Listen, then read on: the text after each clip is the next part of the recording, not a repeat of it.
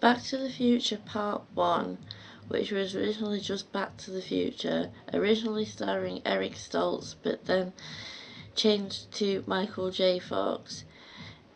It starts in 1985 with Marty going to find Doc Emmett Brown. He doesn't find him, but he does meet up with him later on in the day at about 1:15 in the morning. He then discovers that Emmett Brown has invented a time machine out of a DeLorean. Anybody who doesn't know what a DeLorean is, it was a much criticised vehicle, car that was made, I believe, over here in the UK or in Ireland or something, but it may possibly be made in America. But then unfortunately some plutonium that Doc Brown has acquired from some Libyans. The Libyan people find him, and there proceeds to be a chase with Doc Brown having been shot and presumably killed by these Libyans. The Libyans then chase Marty McFly, who is played by Michael J. Fox, and having already seen the time machine in action with Doc Brown's dog Einstein, he proceeds to then find himself travelling back to 1955. When he gets back to 1955, he initially meets his father, George McFly, who, the actor, I can't remember who plays him, and then meets his mother, Lorraine McFly, who, after her father hits Marty with the car that was originally intended to have hit George McFly, which is how Lorraine and George got together, it then proceeds to find that his mother has fallen in love with him. Obviously she doesn't know that she's his mother. He's travelled back in time to 1955, so he's basically met both his parents, and now he has to get his parents back together again. He's going to achieve this by getting George to take Lorraine to the Enchantment Under the Sea dance. Anybody who's ever seen Back to the Future knows that he is successful in this, but it's not without its dangers. By having been the one that got hit by the car outside his mother's house, and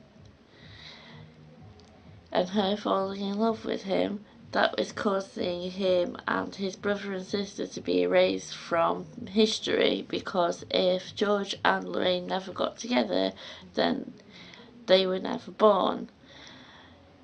As I said, originally Back to the Future was just a standalone, and the scene at the end with Doc Brown coming back from the future to tell Marty that there was something wrong with his kids in the future was originally not to be set as part of a sequel or trilogy. We then proceed to say that because Back to the Future Part 1, originally just Back to the Future, was successful, that they then went on to make the end scene remake the end scene with a new actress instead of the original actress who played his girlfriend Jennifer. A new actress took over in Part 2, and we see Marty and Jennifer and Doc Brown head to the future, 2015 to be precise, which is 2 years ago from the current year that it is now for me. So they then go to 2015, and Doc Brown knocks Jennifer out with some kind of device because he wants her to believe that it was all a dream and that everything that he's just said to Marty about their kids and stuff and the future didn't actually happen and she was just dreaming. They leave her somewhere in an alleyway in 2015, which proceeds to cause its own set of circumstances when, after a few minutes of the reason that they are in 2015 happening, they go back to try and collect Jennifer and find that the police have found her and returned her to what they think is her home in 2015. It isn't actually their home. It's the home of the older versions of them with their children in 2015. Eventually, after having hidden in the house, older Jennifer comes back and they see each other. So they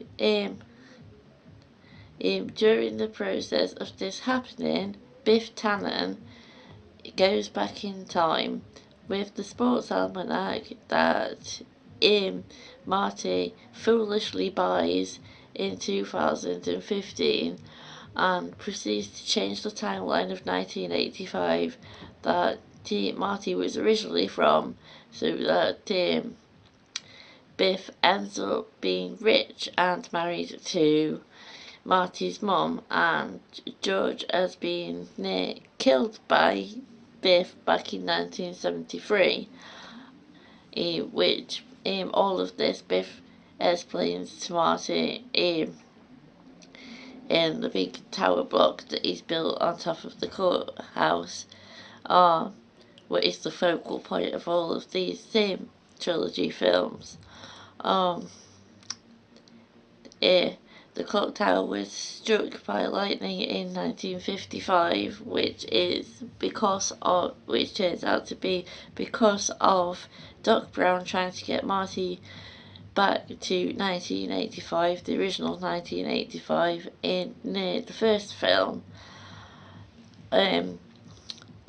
Cutting forward through a lot of the story to the end of the second film, we find that the Marty that went back to the alternate 1985, I think it is,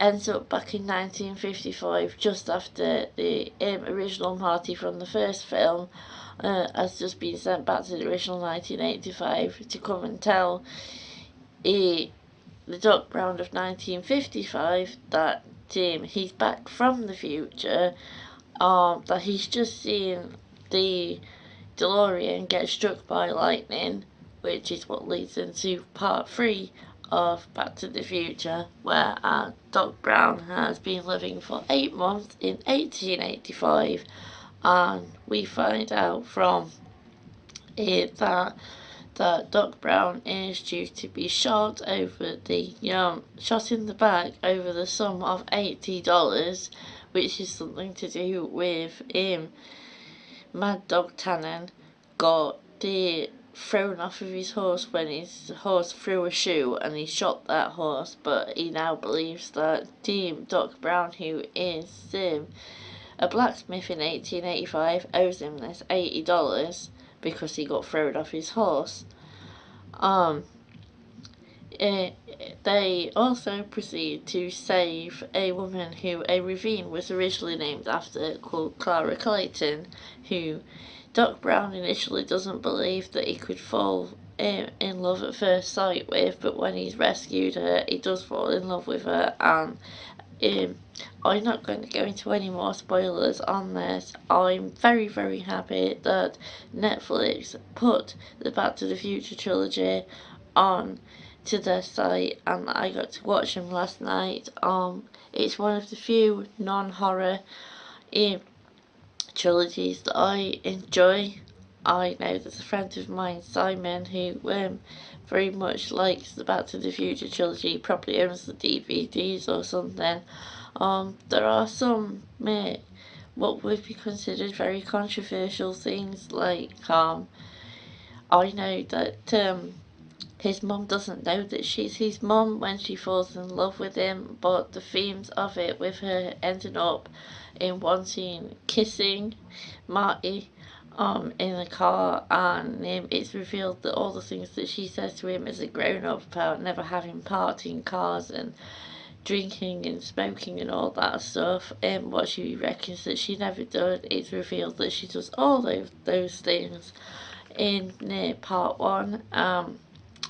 I personally don't find the part three, yes, it is good, but I'm not that into the whole Wild West thing. I do like the scene that he copies from a Clint Eastwood film and calling himself Clint Eastwood, because he can't call himself McFly because he meets some of his ancestors who first came over to America from Ireland. He meets like his uncle. He meets like family members and stuff. And the first McFly to be born in America and everything.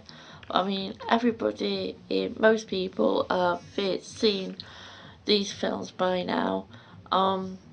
Just to know, yes, I said I wasn't going to be making any more videos on this channel, but it was too big an opportunity to pass up to not talk about the Back to the Future trilogy. I do apologise if you can hear any music going on. That's not me, it's from one of my neighbours. At various times of the day and night they do appear to play music, so if you can hear any music, it's not me. If you like my review videos, I'm hoping to set up a proper new review channel in the future. I don't know when. Called the Buzzing Reviews channel. But it might take a while before that happens. I'm going to Emblemas tomorrow, so I'll be putting the Emblemas footage up as soon as possible. I do hope I'm going to be able to get some sleep tonight. Depends on my neighbours and the music. Leave a comment in the comment section if you do like my reviews. Thank you very much for the 190 plus views that I've had on my review of the German Netflix original show Dark. Keep watching, and please share on Facebook and Twitter and other social media sites if possible. And I will try to see you again at some point in the future. Bye bye.